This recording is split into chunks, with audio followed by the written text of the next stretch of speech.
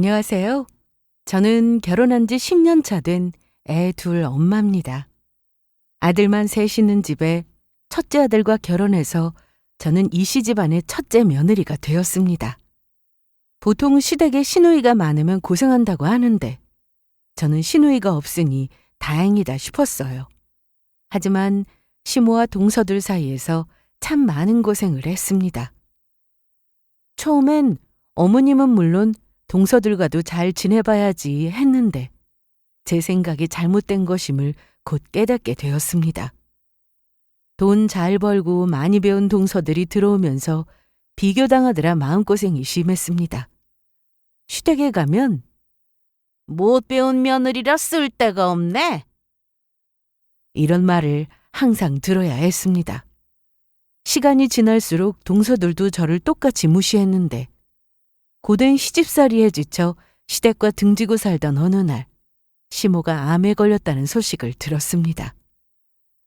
그런데 참 기가 막히게도 드디어 쓸 데가 있다며 아픈 본인을 간병하라고 저를 부르더군요. 아픈 와중에도 여전히 저를 무시했는데 넌 머리보단 몸 쓰는 일 잘하잖아. 그동안 나한테 해준 것도 없는데 간병이라도 해. 끝까지 저를 무시하길래 시모 앞에서 동서들의 목소리가 담긴 녹음 파일을 들려드렸습니다. 결국 시모는 큰 충격을 받았고 본인이 한 행동 그대로 돌려받게 되었는데 그동안 제가 어떻게 살았고 시모가 들은 동서들의 충격적인 대화 내용은 무엇인지 지금부터 그 얘기를 시작해 보겠습니다. 저는 고등학교 졸업 후 대학을 가지 않고 바로 엄마 식당 일을 도왔습니다.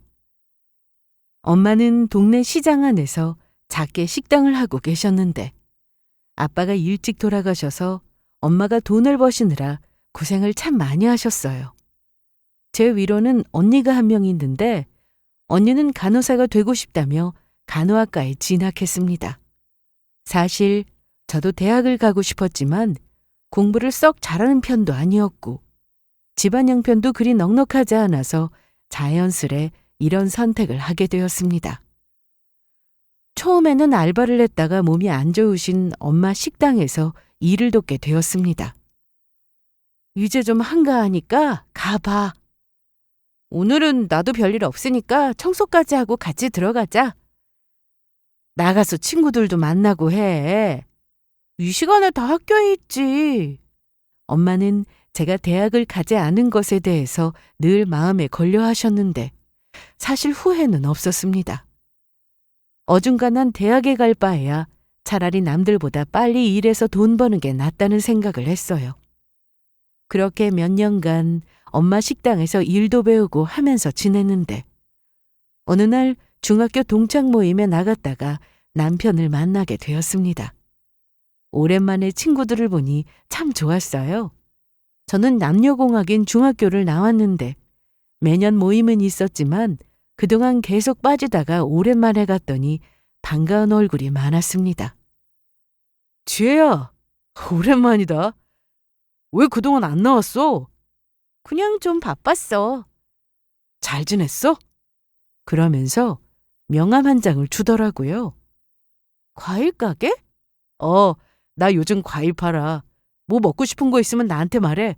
특별히 동창회니까 할인 팍팍 해줄게. 정말? 당연하지. 근데 요즘 뭐해? 나 엄마 식당에서 일하고 있어. 오, 그래. 다음에 먹으러 가야겠다. 그래, 언제든지 놀러와. 친구가 좋긴 하더라고요. 오랜만에 만났지만 중학교 때 친구들이라 그런지 다들 어색하지도 않고 편했습니다. 그리고 모임이 있고 난 뒤 남편과는 거의 매일 연락을 하며 지냈습니다.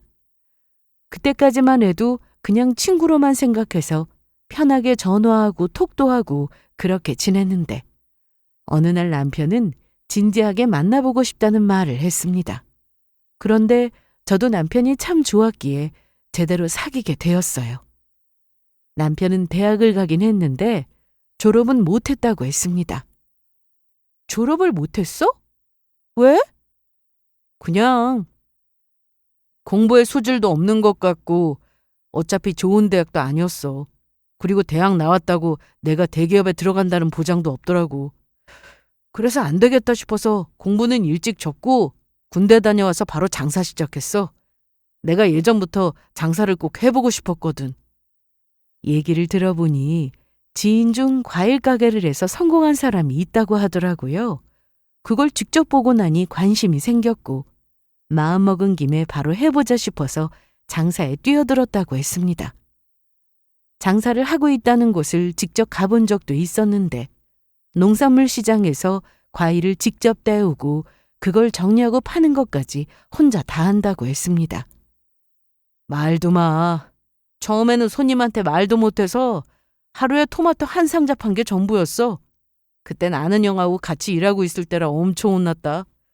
그래도 지금은 단골 손님도 많고 꽤 벌어. 장사 수완이 있네. 아무나 장사하는 거 아니잖아. 그렇게 말해주니까 고맙다. 저희는 각자 일하면서 조용히 잘 만났는데 남편은 엄마 식당에 과일을 잔뜩 들고 오기도 했습니다. 꼭 뭔가를 들고 와서가 아니라 엄마는 남편을 참 좋아하셨어요. 성격이 서글서글하니 어른한테 잘했고 말도 재미있게 하니까 엄마가 자주 좀 오라고 하실 정도였습니다. 언니는 간호사가 되어 대학병원에서 근무하고 있었는데 일하느라 제대로 연애도 못해서 결혼은 제가 먼저 하게 되었습니다. 연애도 할 만큼 했겠다. 저희는 서로 결혼을 생각하고 있었습니다. 시댁은 저희 집과는 달리 좀 여유가 있는 편이었습니다. 그래도 저희는 시댁에서 도움 안 받고 결혼 준비를 했습니다. 저도 엄마 식당에서 일하면서 받은 돈을 저축하며 살았고 따로 알바도 하면서 돈을 벌었기에 둘이 가진 돈으로 결혼했습니다. 시댁에서는 지원을 안 해주신 대신 바라는 것도 없다고 하셨고 저희 둘만 잘 살면 된다고 하셨어요. 어머님은 저와 남편을 보며 열심히 산다고 좋게 봐주셨습니다. 시댁도 아버님 없이 어머님만 계셔서 제가 유독 신경 쓰며 살았는데 시모가 어렵고 불편했지만 그래도 며느리로서 노력했습니다. 남편은 삼형제 중 장남이라 아래로 남동생이 둘이나 있었는데 제가 결혼할 당시 미혼이었어요. 남편과 다르게 둘 다 명문대를 나와 대기업에 다니고 있어서 제가 시댁에 가면 어머님은 늘 자식 자랑을 하기 바쁘셨습니다. 그런데 제가 듣기에도 자랑을 만하니 맞장구를 치면서 어머님 얘기를 들어드리곤 했어요. 결혼 후 엄마는 다리가 많이 불편하셔서 병원에 가는 날이 많아 제가 식당을 맡아 하게 되었습니다. 식당이 큰 편도 아니고 메뉴도 많지 않아서 엄마와 같이 일하셨던 직원분들과 함께 일하기에 많이 어렵지는 않았습니다. 고등학교 졸업 후 쭉 엄마가 일하시는 걸 봐왔기 때문에 크게 어려운 건 없었어요. 제가 또 엄마를 닮아 음식도 곧잘해서 식당 대표 메뉴인 제육볶음도 기가 막히게 잘했거든요. 식당은 한식이 주 메뉴로 생선구이도 있고 찌개도 있고 한마디로 시장에서 흔히 볼 수 있는 밥집이었습니다. 크기가 크지는 않은데 항상 손님이 끊이질 않았고 엄마의 단골 손님들도 많아서 중요한 일이 아니면 제가 식당을 비우는 날은 없었습니다. 결혼한 지 3년 차 되었을 때 저는 임신을 했는데 첫째로 딸을 낳았습니다. 엄마나 언니는 너무 예뻐했는데 시어머님은 제가 딸을 데리고 시댁에 가도 놀아주시거나 하진 않으셨어요. 그래서 식당 일 때문에 딸을 친정에 맡길 때가 많았습니다. 얌전해서 엄마가 봐주시는데 크게 힘들지 않다고 하셨는데 늘 죄송한 마음이었어요. 저는 아무리 바빠도 시댁 일에 소홀히 하지 않았습니다. 제사나 어머님 생신은 꼭 챙겼고 음식하는 거야 저는 어려운 게 없으니 시댁에 가면 제가 밥상을 차릴 때도 많았습니다. 남들도 다 이러고 살겠지 하며 큰 불만 없이 지내고 있던 어느 날 서방님이 결혼할 여자를 데리고 왔습니다. 저도 남편과 가서 같이 인사했는데 얼마 뒤 바로 결혼을 했고 그 다음 해에는 막내 서방님도 결혼을 하면서 저에게 2명의 동서가 생겼습니다. 처음에는 좋았어요. 동서들이 깍듯하게 저한테 잘했습니다. 요즘은 형님 동서 사이에 말을 놓지 않고 존대하는 경우가 많다고 해서 저도 조심스러웠는데 먼저 말을 편하게 하라고 하더라고요. 형님, 언제 오셨어요? 난 아까 왔어. 저도 빨리 오려고 했는데 차가 좀 막혔어요. 괜찮아. 우리 희영이 왔어? 힘들었지? 안 힘들었어요. 그냥 빈손으로 오지 뭘 이런 걸 사왔어? 과일은 아주버님이 가져오실 것 같아서 꿀 사왔어요. 꿀 비쌀 텐데. 얼른 들어와서 좀 쉬어. 그런데 동서가 주방에 들어오니 자기도 할 일을 달라고 했습니다. 할 건 없는데. 그럼 저녁에 고기 구울 거니까 저쪽에 있는 상추 좀 씻어줄래? 상추 씻는 거야 쉽죠. 여기 봉지 안에 있는 거 다 씻으면 되는 거죠? 부탁해. 걱정 마세요. 그런데 잠시 뒤 시모가 들어오더니 저에게 화를 내셨습니다. 아니 희영아, 너 지금 뭐 하고 있는 거야? 저 형님이 상추 씻으라고 해서 씻고 있는데요. 그런데 상추를 왜 따뜻한 물로 씻는 거야? 아유, 이거 숨 다 죽었네. 얘, 넌 왜 아무것도 모르는 애한테 이런 걸 시켜? 네가 하지. 시키려면 똑바로 알려주던가. 아우, 이게 뭐냐, 상추 아깝게. 어머님, 형님이 이렇게 하라고 시킨 거 아니에요. 상추가 좀 시들한 것 같아서요. 이런 경우에는 따뜻한 물에 씻고 나중에 찬물에 한 번 더 씻어주면 싱싱해지거든요. 어머, 그러니? 배운 게 많아서 그런가 아주 똑똑하네. 공부만 하느라 이런 거 해본 적도 없을 줄 알았는데 아는 게 왜 이렇게 많아? 이런 건 기본이죠. 이쯤 했으면 됐어. 나머지는 쟤한테 맡기고 넌 얼른 나가. 내가 쉬라고 했잖아. 소파에 앉아서 TV를 보든 너 하고 싶은 거 해. 그래도 형님 혼자 하면 힘드실 텐데. 글쎄 주방에 들어올 필요 없어요. 시모는 동서한테 일을 시켰다고 저에게 아주 크게 호통을 치셨고 밖에 서방님하고 동서도 있는데 내내 짜증을 내셨습니다.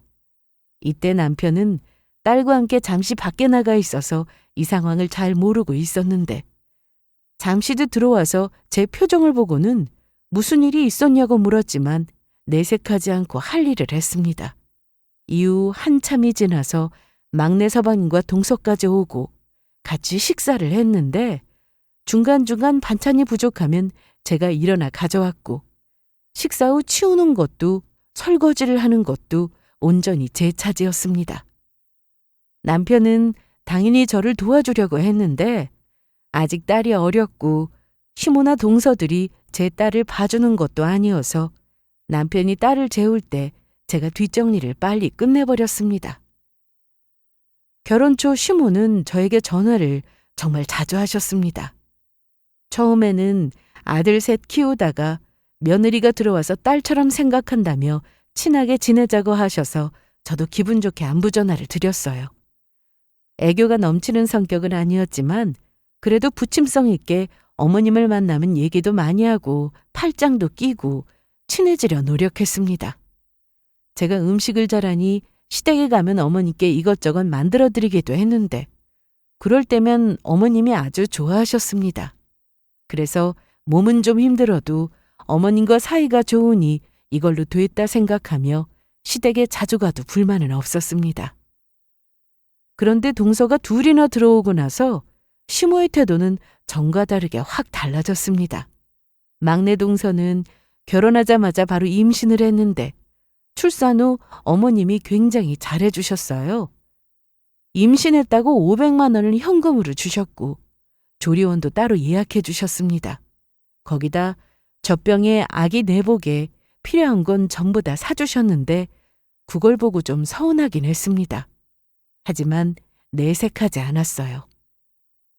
저는 결혼할 때 시댁에서 아무 지원 안 받고 따로 해드린 것도 없었습니다.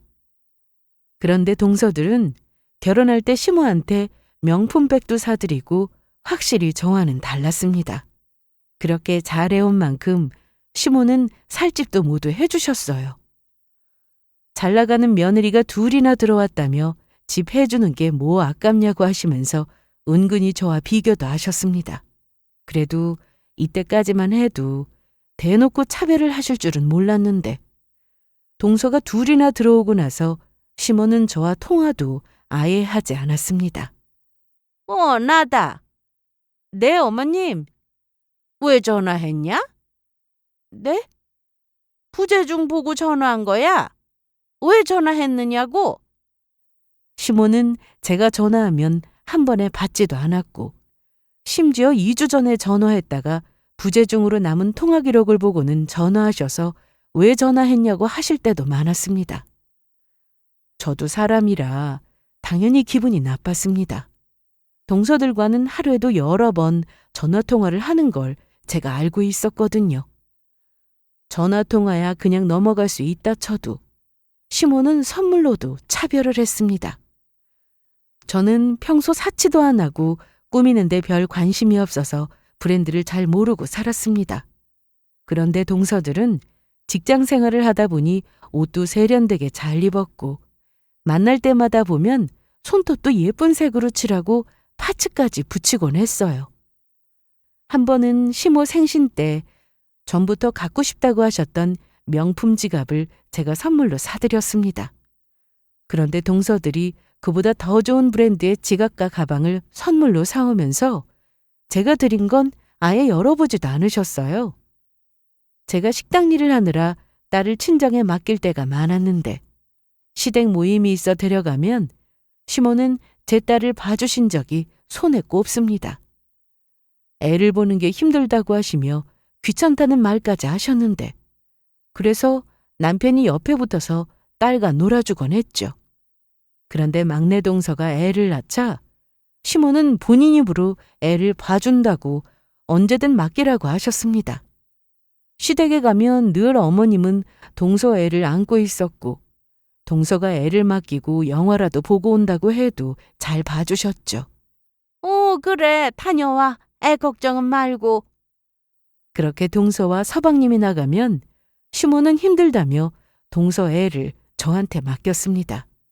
너무 어려서 제 딸과 같이 놀지도 못하고 결국 동서 애를 제가 등에 업고 밥을 차리곤 했는데 못할 일도 아니고 해서 그냥 했습니다.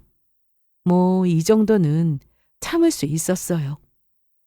시모가 너무하다 싶을 땐 남편이 나서서 그러지 말라고 하기도 했고 제가 힘들어 보이면 같이 주방에 들어와 일을 거들기도 했으니까요.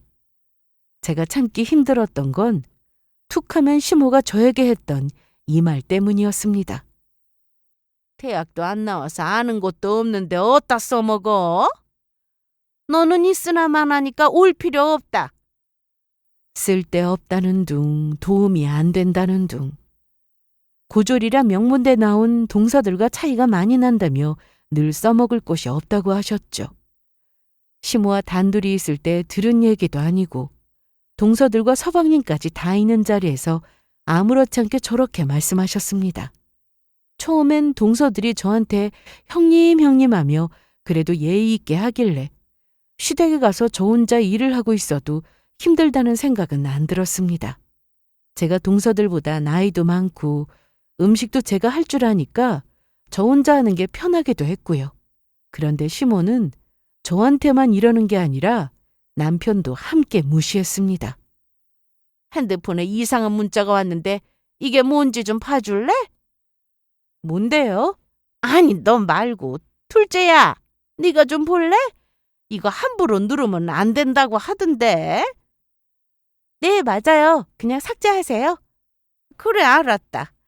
아휴, 며느리들이 똑똑하니까 내가 아주 든든해. 그러다 결국 저와 남편이 폭발하는 사건이 생기고 말았습니다. 어머님 생신이라 다 같이 시댁에 모여 근처 식당으로 저녁을 먹으러 갔습니다. 식사를 하는 동안 별다른 일은 없었고 저와 남편이 준비한 선물도 고맙다며 받으셨어요. 분위기는 좋았습니다. 그런데 식사를 마치고 그 앞에서 각자 집으로 갈 예정이었는데 어머님이 집에 좀 가자고 하시더라고요. 잘 먹었다. 여기 맛있네.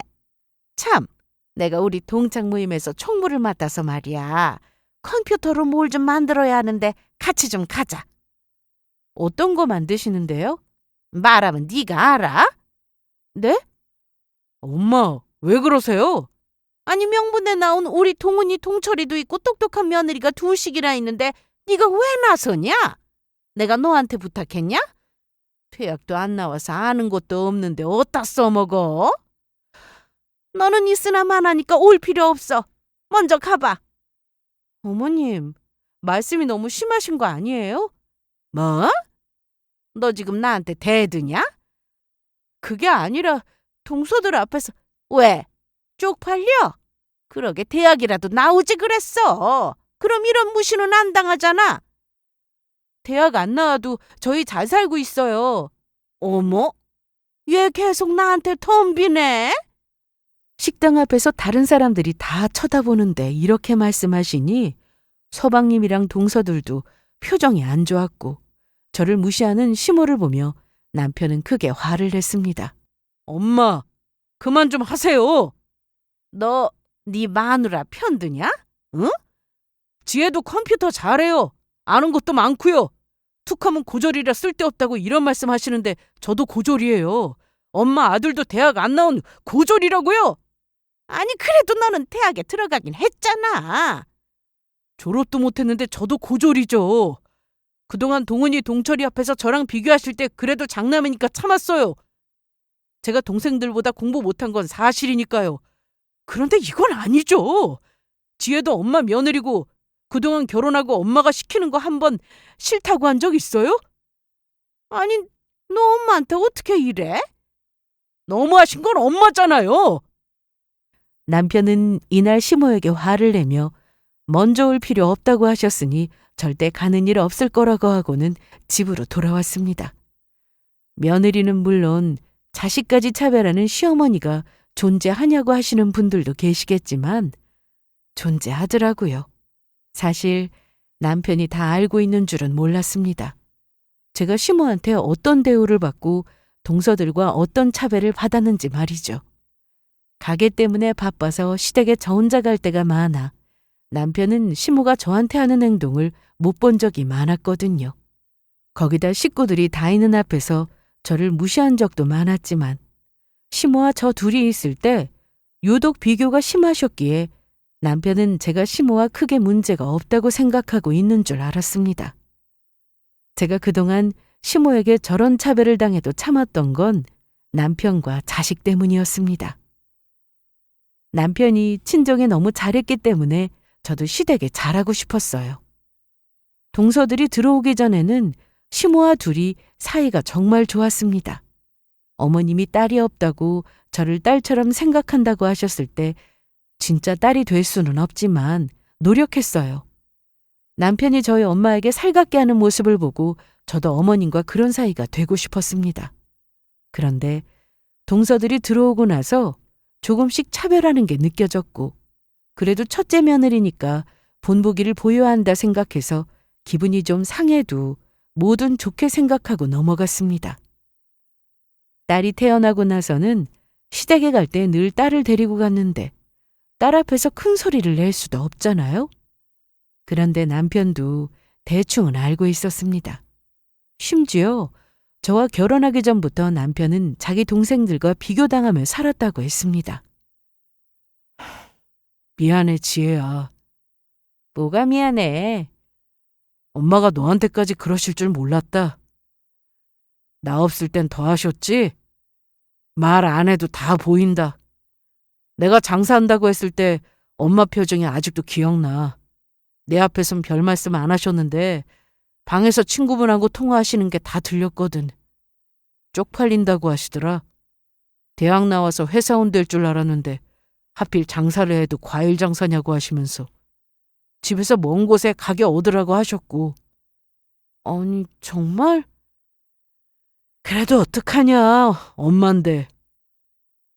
동생들은 공부하느라 바쁘고 대학 졸업하고는 대기업 들어가서 일한다고 바쁘고 그러니 엄마는 내가 챙겨야지. 남편은 자기 아니면 어머님이 어떤 처지가 될지 알고 있어서 속은 좀 상했지만 그래도 참고 살았다고 했습니다. 아버님이 돌아가시기 전에 이런 말씀을 하셨대요. 동균아, 이제 우리 집 가장은 너야. 나 없으면 네가 아버지처럼 동생들 잘 챙기고 엄마도 잘 챙겨야 한다. 알았지? 그래서 남편은 늘 책임감을 가지고 살았다고 했습니다. 저와 결혼하고 나서 어머님이 저한테 잘해주시는 모습을 보고 그래도 며느리한테는 잘해주시는 것 같아 마음을 놓았다고 했어요. 그래서 신경 쓰지 않고 살았는데 서방님이 연이어 결혼을 하고 대기업 다니는 잘 나가는 동서들이 들어오자 시모가 저를 무시하는 게 보였고 참다 저한테 고졸이라 어디다 써먹냐는 말에 폭발하게 된 거였어요. 이제 가지 말자. 올 필요 없다는데 안 가면 되는 거지. 그날 이후 저는 시댁과 거리를 뒀습니다. 말이 그렇지 왕래는 거의 없었습니다. 남편도 시댁에 가자는 말은 하지 않았고 저한테 늘 미안해하며 친정에 잘하고 살았습니다. 저는 시댁에 신경을 안 쓰게 되면서 식당 일만 하며 살았는데 오랫동안 시장에서만 식당을 운영하다가 돈도 좀 벌었고 항상 손님들이 오면 자리가 부족해 기다렸기에 다른 곳으로 옮겨서 새로 식당을 오픈했습니다. 메뉴는 그대로에 시설은 시장보다 깨끗해서인지 손님들이 더 좋아하셨어요. 그러던 어느 날 시모에게 전화가 왔습니다. 한참 손님들이 붐비는 시간대여서 정신없이 일하고 있는데 급하게 받다 보니 시모인 줄도 모르고 받았습니다. 네, 여보세요? 나다. 여보세요? 누구세요? 나라고! 시어머니 목소리도 까먹었냐? 어쩐 일이세요? 오랜만에 전화했는데 그게 할 소리야? 건강은 어떤지 물어봐야지. 죄송한데 제가 지금 바빠서요. 그런데 그때 시모가 암에 걸렸다고 했습니다. 네? 방금 뭐라고 하셨어요? 잘 못 들었어요. 유방암이라고. 그러니 네가 병원에 좀 와야겠다. 그래도 사람이 아프다는데 거기다 대고 제가 뭐라고 하겠어요? 하지만 길게 통화하긴 어려워 저녁 때 다시 전화를 드린다고 하고 일단 끊었습니다. 정신이 좀 멍했는데 일단 손님들이 몰려와서 서빙도 하고 계산도 하느라 바빴습니다. 그렇게 한바탕 손님들이 빠져나가고 저는 남편에게 전화를 걸었습니다. 남편도 장사하느라 바빠서 저는 평소 급한 일이 아니면 전화를 잘 하지 않았는데 전화를 걸었더니 바로 받더라고요. 자기야. 바빠? 괜찮아. 아무리 바빠도 자기 전화는 받아야지. 왜? 무슨 일 있어? 혹시 어머님하고 통화했어? 아니. 엄마가 전화했어? 전화로 또 뭐라고 하셨어? 어머님, 암이래. 유방암. 뭐? 남편은 제 말에 놀랐는지 순간 아무 말이 없었습니다. 그리고 직접 전화해서 확인해 보겠다며 전화를 끊었는데 수술을 앞두고 병원에 입원하신 게 맞다고 했습니다. 일을 마치고 집에 갔는데 남편은 저한테 신경 쓰지 말라고 했습니다. 자기도 병원에 안 간다고 했고요. 그래도 남편에게는 엄마인데 너무 심한 게 아니냐 하실 수도 있지만 이렇게까지 하는 이유가 다 있었습니다. 시댁과 연락을 안 하고 살던 중 남편이 교통사고를 당한 적이 있었습니다. 그때 남편이 운전을 하고 있었고 그 옆에는 막내 서방님이 타고 있었는데 다친 건 남편이었어요. 사고가 났다는 연락을 받고 급히 병원에 갔는데 다행히 생명엔 지장이 없었습니다. 그래도 다리 수술을 급하게 해야 해서 응급수술을 했었습니다. 그런데 그 소식을 시모가 전해 듣고 병원에 와서 한다는 말이 이게 대체 무슨 일이야? 통철아, 넌 정말 괜찮아? 네, 괜찮아요.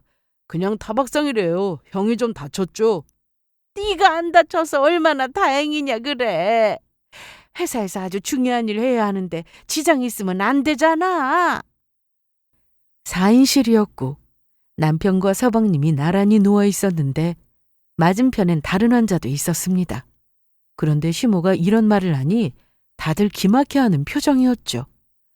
남편은 수술하고 많이 아팠는지 내내 잠을 잤는데 시모가 돌아가고 나서 보니 베개에 눈물 자국이 있더라고요.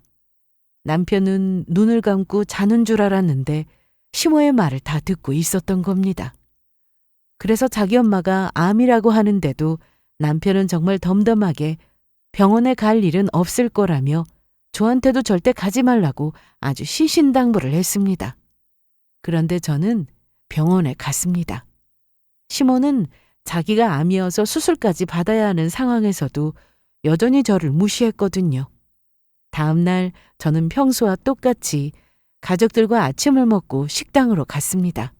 그리고 재료 준비 후 시간이 좀 남자 시모에게 전화를 걸었어요. 여보세요?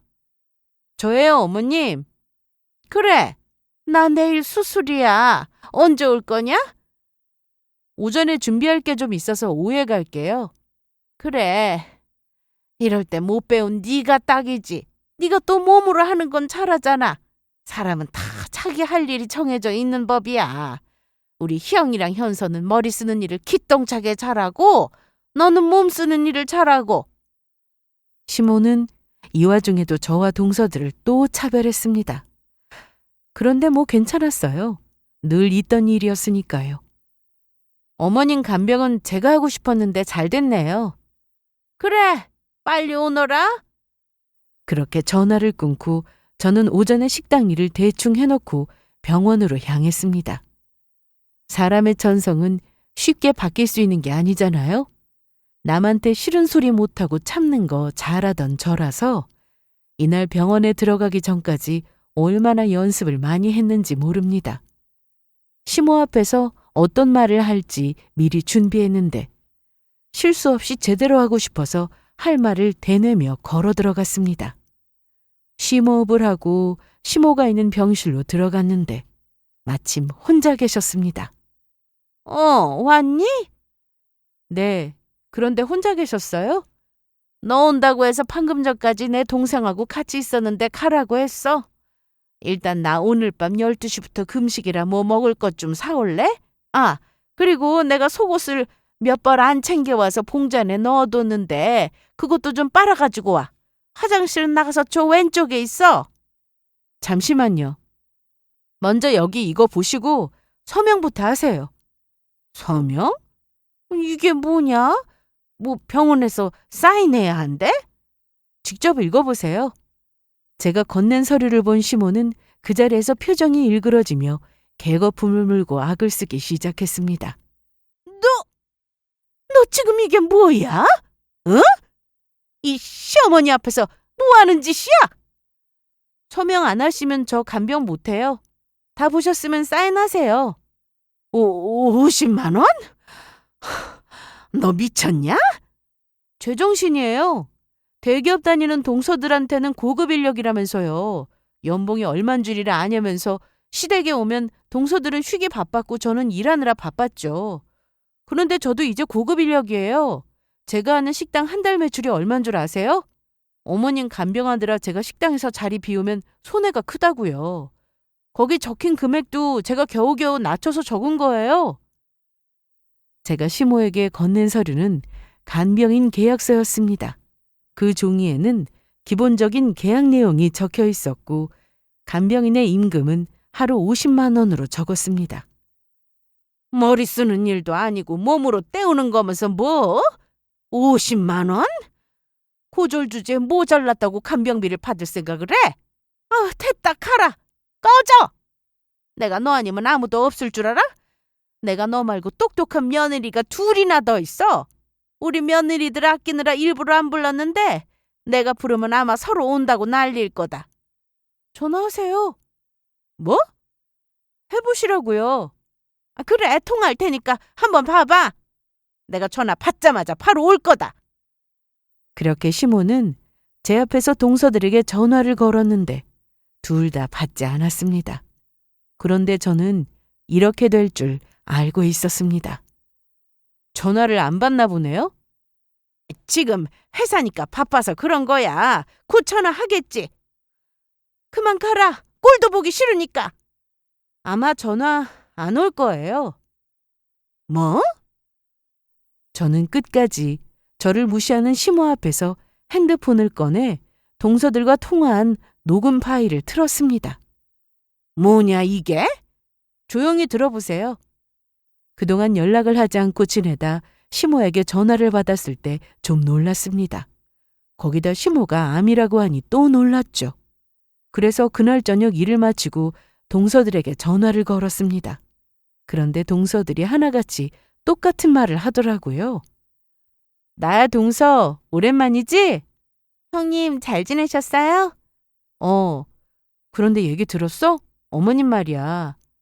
네, 들었어요. 언제 가볼 거야? 가긴 어딜 가요. 바빠 죽겠는데. 설마 저더러 간병하라는 건 아니죠? 뭐? 그래도 막내 동서랑 같이 모셔야 하지 않겠어? 어머님 수술하시고 나면. 그런 얘기 하실 거면 끊을게요. 그래도 동서들은 시모에게 이쁨도 받고 사이도 좋았으니 서로 가서 시모를 챙길 거라 생각했습니다. 하지만 제가 생각했던 것과 전혀 다른 반응이었어요. 이번엔 막내 동서에게 전화를 걸었더니 형님, 제가 미쳤어요? 암이라고 하잖아요. 나이 들어서 암이면 치료 어려워요. 거기다 아무리 초기라고 해도 항암 그거 시작하면 젊은 사람 버티기도 힘든데 어머님이 무슨 수로 버텨요. 곧 돌아가실 텐데. 괜히 병원 갔다가 붙잡혀서 저더러 간병하라고 하면 어떡해요? 어머님 돈도 많으신데 간병이 쓰시겠죠. 암튼 저는 절대 간병 안 할 거니까, 아니 못하니까 그렇게 아세요. 저더러 병원에 가자고 하지도 마시고요. 가실 거면 혼자 가세요. 동서들에게 이런 말을 듣고 저도 놀랐는데 시모는 얼마나 놀랐겠어요. 녹음된 통화 내용을 다 듣고 난 시모는 너 이건 뭐야? 조작이냐? 제가 그런 능력이 어디 있어요. 대학도 안 나온 고졸인데 어머님이 그렇게 좋아하던 동서들이 직접 한 말이에요. 들어보니 어떠세요? 시모는 표정이 굳은 채 아무 말도 하지 못하고 있었습니다. 그러니까 아무리 전화해도 안 받을 거라고요. 어쩔 수 없이 어머님 간병은 제가 해야 할 것 같은데 계약서에 사인 안 하시면 저도 못해요. 그렇게 제 앞에서 한참을 동서들과 서방님한테 전화를 걸었지만 시모는 전화 연결이 안 되자 망연자실한 표정으로 그제야 믿었던 동서들한테 버림받은 걸 알게 되었습니다. 이런 걸 자업자득이라고 해야 할까요? 저를 그렇게 무시하더니 동서들이 뒤에서 시모를 이렇게 생각하고 무시하고 있었으니 그걸 직접 당해본 시모는 기분이 상당히 씁쓸했을 겁니다. 나 돈 없어. 하루에 50은 너무 비싼 거 아니야? 왜 없어요? 어머님 재산 많으시잖아요. 다 줬어. 아파트랑 꼬마 빌딩 하나 있는 거 동훈이랑 동철이한테 나눠줬다고. 걔네 결혼할 때 내가 집도 다 해줬는데 이제 나한테 남은 게 뭐가 있겠니? 지혜야, 나 어떡하지? 응? 넌 내 옆에 있어 줄 거지? 우리 그래도 한때 사이 좋았잖아. 아니요. 간병 원하시면 사인부터 하시라고요. 너 끝까지 이럴 거야? 그만 장난해. 나 암 환자야. 어머님은 장난이었어요? 그동안 저한테 하셨던 거 장난이었냐고요. 저는 이날 병실에서 그동안의 서름을 다 토해냈습니다.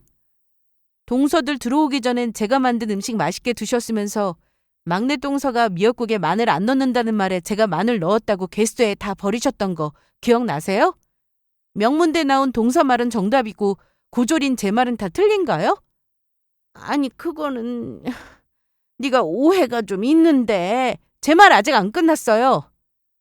시댁 친척분들 다 모이는 자리에서 인사드리려고 했는데 어머님이 저한테는 주방에서 나오지 말라고 하셨죠? 저는 음식 때문이라 생각했는데 그게 아니라 대기업 다니는 동서들만 인사시키고 싶어서였잖아요. 자랑하고 싶어서. 고졸인 저는 내세울 게 없어서 창피하셨어요? 그날 처음 보는 친척분이 저한테 그러시더라고요. 도우미 아줌마냐고. 결국 제가 말씀드려서 실수했다며 사과받긴 했지만 어머님은 그거 아시고도 아무 말씀 안 하셨죠? 어디 그뿐이에요? 제 딸이 퍼즐 맞추는 거 잘 못한다면서 저를 닮아 머리가 나쁘냐고 하셨던 건 저는 물론이고 제 딸한테도 상처예요. 계속 말해볼까요? 저기 치혜야, 일단 진정하고 어머님은 저는 물론이고 어머님 아들한테도 사과하셔야 해요. 동균 씨가 장남으로 살면서 그동안 얼마나 힘들었는지 아세요? 그 책임감 때문에, 돌아가신 아버님하고 한 약속 때문에 어머님의 동생들하고 차별하는 거 다 참고 견디면서 살았다고요. 말을 안 하니까 괜찮다고 생각하셨어요? 남한테도 그렇게는 못해요. 어떻게 친자식한테 그러세요? 다리 수술했을 때 괜찮냐고 물어는 보셨어요? 어머님 막내 아들이 안 다쳐서 다행이라고 어떻게 그런 말을 하시냐고요. 그때 동균 씨 다 듣고 있었어요. 힘들어도 눈물 보인 적 없던 사람이 베개가 축축하게 젖을 정도로 울었다고요. 치혜야, 제가 그렇게 착한 며느리로 있을 때 좀 잘해주시지 그러셨어요. 이제 와서 아쉬우세요? 어머님은 제 얘기를 들으시고는 고개를 푹 숙이더니 눈물을 보이셨는데 저는 뒤도 안 돌아보고 병원에서 나왔습니다. 시모는 동서들에게 용돈을 받으며 편하게 살았는데 사실 용돈을 받지 않아도 시모는 가진 재산이 좀 있어서 일을 안 해도 될 정도였습니다. 그런데 나중에 동서들한테 효도받을 생각에 가진 재산을 남편만 빼고 다 나눠줬는데 동서들이 이렇게 나오니 시모는 배신감을 크게 느꼈을 겁니다. 생각해보면 시모는 그동안 저에게 했던 행동을 그대로 돌려받은 거나 마찬가지였습니다. 돈도 있고 건강할 때는 동서들이 알아서 잘하고 명품 선물도 사오고 그랬는데 이제 가진 재산도 다 나눠주고 없고 몸도 아프니 모른 척하는 동서들을 보며 시모는 얼마나 허탈했을까요? 그날 이후 저는 시모의 전화도 받지 않았고 병원에 가지도 않았습니다. 남편 역시 제 앞에서 시모의 얘기를 일체 하지 않았죠. 듣기론 시모는 유방암 초기여서 수술만 잘 받으면 된다고 했는데 그래도 항암 치료를 받아야 한다고 해서 그 힘든 항암을 시작했다고 들었습니다. 돈도 없어서 간병인을 쓰기 부담되니 결국 다시 시이모님을 불러서 부탁했다고 하더라고요. 시모가 혼자 힘든 시간을 보내는 동안 저와 남편은 하는 일이 더욱 잘 됐습니다. 남편은 오랫동안 한 곳에서 과일 장사를 하며 돈을 모았는데 때가 됐다며 좋은 위치에 있는 상가 1층 자리에서 좀 더 크게 장사를 시작했습니다. 저 역시 식당은 꾸준히 장사가 잘 됐어요. 여전히 몸은 힘들었지만 제가 만든 음식을 맛있다고 해주고 멀리서도 찾아오는 손님들을 보며 오래오래 해야겠다 다짐도 했습니다. 엄마도 제가 식당을 잘 운영하고 있으니 뿌듯해 하셨고요. 그리고 한 가지 더 좋은 소식이 있는데 최근 저는 둘째를 임신했습니다. 일이 바빠 첫째 때 잘해주지 못해 미안해서 직원을 더 뽑아서 좀 여유롭게 살 생각이에요. 결혼하면 애 둘은 낳고 싶었는데 꿈을 이뤄 너무 행복했습니다. 그렇게 시간이 지나 몇 달 뒤 어느 날 남편이 일을 마치고 시댁에 다녀왔다고 했습니다.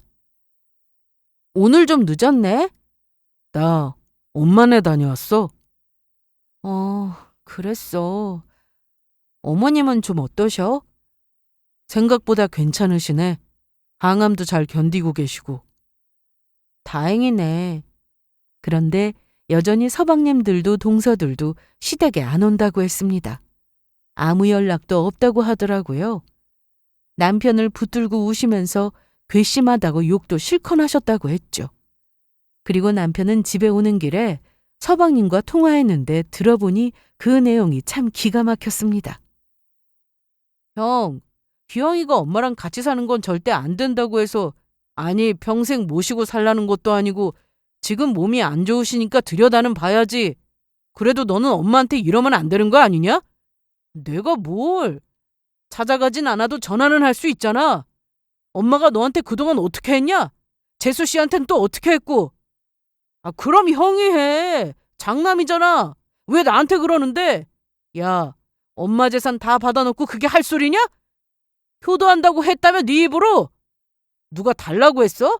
엄마가 좋다고 주신 거지? 암튼 난 몰라. 그 말을 듣는데 너무 어이가 없었습니다. 심지어 막내 서방님네는 이사를 하고 이사한 집 주소도 시모에게 알려주지 않았다고 하더라고요.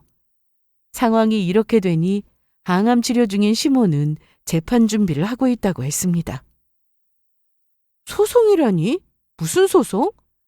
엄마가 당연히 효도할 줄 알고 재산을 미리 증여한 건데 지금 저 자식들이 나 몰라라 하고 있잖아. 그래서 취소하고 싶다고 알아보고 계신데. 그게 가능해? 한 번 증여하면 취소하기 힘들 텐데. 그러게. 알아서 하시라고 했어. 자기한테 부탁 안 하셔? 남편은 말을 아꼈는데 제가 계속 물어봤더니 소송 준비 같이 해주면 재산 돌려받아서 남편에게 다 주겠다고 했답니다. 그런데 남편은 애초에 어머님이 가지고 계신 재산에 욕심이 없는 사람이었어요. 지금 충분히 돈도 잘 벌고 있고요. 그래서 필요 없다고 하고는 바로 나왔다고 했습니다. 결국 시모는 쓸쓸하게 혼자 지내게 되었어요. 시 이모님이 계셔서 이것저것 챙겨주시긴 했지만 그래도 자식들이 셋이나 있고 며느리도 있는데 이런 말년을 보내게 될 줄 시모는 알고 있었을까요? 남편은 너무 착한 사람이라 아주 가끔 시댁에 가서 시모가 어떤지 들여다보긴 했는데 갈 때마다 시모는 동서들 욕을 한다고 했습니다. 그게 듣기 싫어 남편도 이제는 발길을 끊었는데 그러다 보니 전화로 그동안 미안했다며 얼굴은 보고 살자는 말씀을 하시더라고요. 하지만 긴 세월 상처받은 것들이 미안해 한마디로 사라지겠습니까? 시모가 아무리 울면서 잘못했다고 해도 저나 남편은 쉽게 용서가 되지 않았습니다. 그날 이후로 시모는 치료받으면서 소송 준비를 한다고 했는데 소송이라는 게 쉽지 않다고 하더라고요. 돈도 들고 증거도 필요했는데 아무것도 없으니 소송이 제대로 진행될 리가 없었죠. 이건 역시 시모가 자초한 일이라 생각합니다. 저는 얼마 뒤 출산을 했는데 둘째는 아들이었습니다. 딸의 아들까지 그것도 건강하게 태어나줘서 얼마나 감사하던지. 그동안 남편이나 저는 일에 매달리며 살았는데 이제 자식이 둘이나 되었으니 아이들에게 많은 시간을 쏟기로 했습니다. 저는 직원들과 돌아가면서 쉬는 날을 만들었고 남편 역시 과일 가게 매장이 넓어지면서 혼자는 힘들어 직원을 새로 뽑았는데 남편처럼 열정이 넘치는 사람이라 혼자서도 아주 장사를 잘한다고 하더라고요. 그래서 둘째가 좀 더 크면 해외여행도 한번 가보자고 남편과 얘기도 했습니다. 저나 남편의 인생은 정말 지극히 평범하지만 저는 그 누구보다 행복하게 살고 있어요. 행복의 기준은 사람마다 다르겠지만 저는 가족이라고 생각합니다. 물론 많이 배우고 돈도 많으면 더 행복할 수 있겠지만 대학 안 나와도 저는 제 일이 있고 가족이 있어 남부럽지 않게 살고 있답니다. 듬직하고 착실한 남편의 사랑스런 딸과 아들, 거기다 언제나 저를 믿고 응원해 주시는 엄마와 언니까지. 앞으로도 저는 가족들과 행복하게 살고 싶습니다. 제 사연은 여기까지입니다. 저희 가족 잘 살도록 좋은 말씀 많이 해주시고 들어주신 분들께 감사하다는 말씀 드리고 싶네요. 고맙습니다.